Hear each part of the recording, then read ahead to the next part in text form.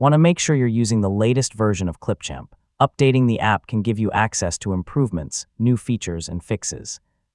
In this guide, I'll show you how to update Clipchamp on Windows step by step in 2026. First, open Clipchamp from the Windows Start menu or search for it from the taskbar.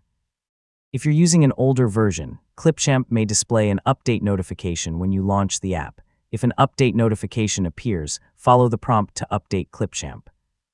Microsoft recommends using the latest Clipchamp app version on Windows. If you don't see an update notification, open the Microsoft Store, select Library, and then choose Get Updates.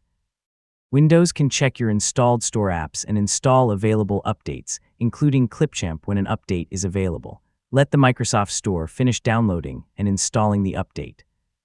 Keep your internet connection active and wait until the process is complete. Once the update finishes, close and reopen Clipchamp. This helps make sure the updated version is loaded correctly. To make future updates easier, you can enable automatic app updates in Microsoft Store. Open the store settings from your profile and make sure app updates is turned on. Now open Clipchamp and make sure everything is working normally. You can open an existing project or create a new one to test the updated app. And that's how to update Clipchamp in 2026.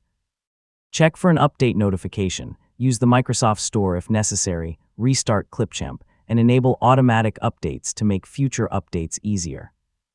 Thanks for watching, and I'll see you in the next tutorial.